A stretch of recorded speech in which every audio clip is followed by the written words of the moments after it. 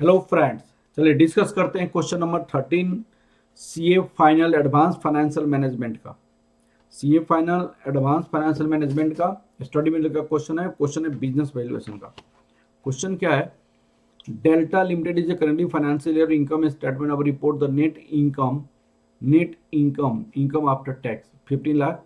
Delta marginal tax rate is 40% and interest expenses is 15 lakh. The company has 1 crore to invest the capital weighted average cost of which 60% of debt and additional delta of the weighted average cost of capital is 12.6%.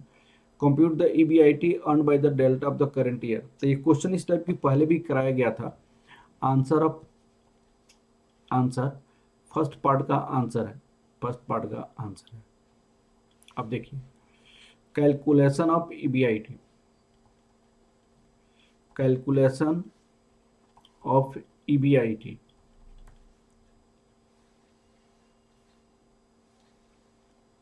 Net income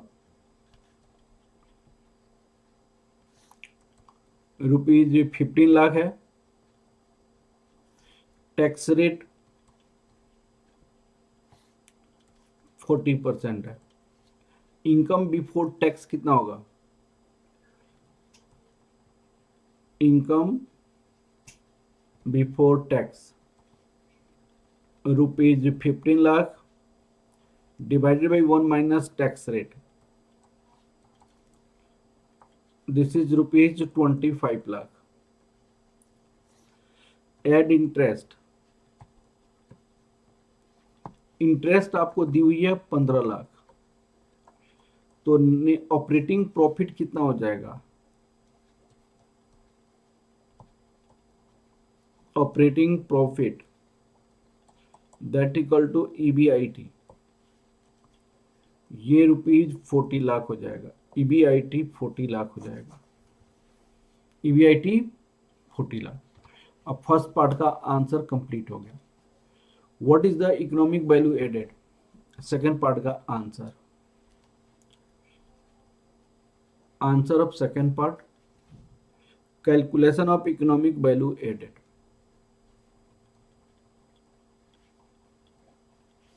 calculation of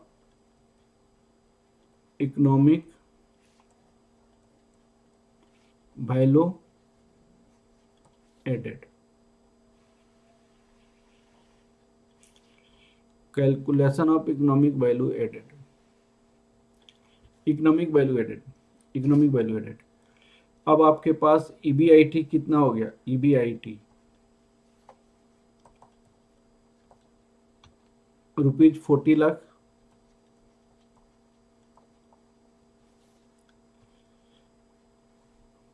less tax 40%, ये 16 lakh. Net operating profit, net operating profit after tax, net operating profit after tax कितना हो गया? 24 lakh. Economic value added में net operating profit after tax minus cost of capital होता है, less cost of capital.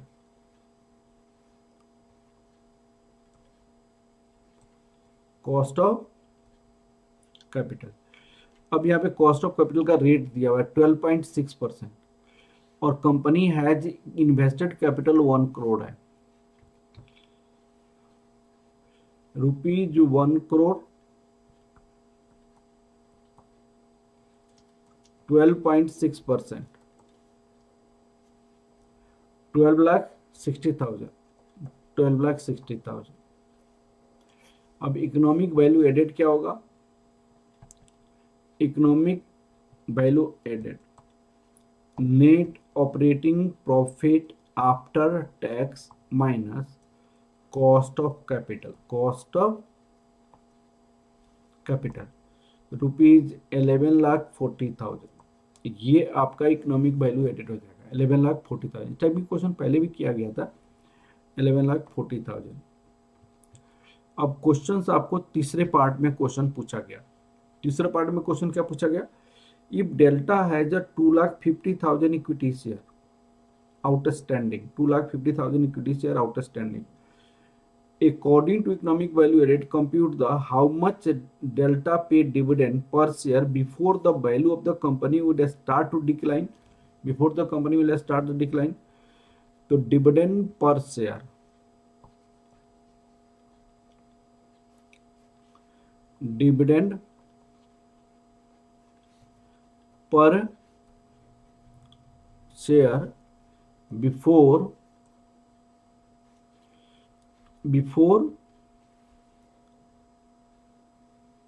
the value of the company would start to decline. Before the value of the company start to decline. इसका मतलब ये हुआ कि भाई आपका economically आपकी कंपनी में इतना ऐड हुआ, कितना ऐड हुआ, economic value added divided by number of equity share, number of equity share. भाई साहब ये तो इकोनॉमिकली ऐड है ना, आपके कंपनी में ऐड है, आपने सारे कॉस्ट काट लिया, कॉस्ट ऑफ कैपिटल दे दिया, इतना ऐड हो गया, तो ऐड कितना होगा 11,40,000। कितना है भाई नंबर ऑफ शेयर 2,50,000, 2,50,000, तो ये कितना हो जाएगा 11,40,000 डिवाइडेड बाई 2,50,000, तो रुपीज 4.56, रुपीज 4.56 आपको before the value of company start to decline आप इतना डिविडेंड दे सकते हैं शेयर होल्डर को 4.56%, 4.56%। उसके बाद क्वेश्चन में क्या है, क्वेश्चन में क्या है, if Delta does not pay any dividend what would be the you expect happen to the value of the company. अगर डेल्टा डिविडेंड नहीं देता है पैसा तो उतना से वैल्यू ऑफ द कंपनी क्या कर जाएगा, इंक्रीज कर जाएगा, वैल्यू ऑफ द कंपनी क्या कर जाएगा, उतना से इंक्रीज कर जाएगा। ठीक है, if delta does not pay the dividend we would expect the value of the firm will increase because it achieved the higher growth, hence the higher level of EBIT. If EBIT is higher than also equal, the value of the firm will increase, the value of the firm increase करेगा। चलिए ये question हमारा complete हो गया। Okay thank you. इस type की question पहले भी किया गया था। Okay thank you class, thank you very much.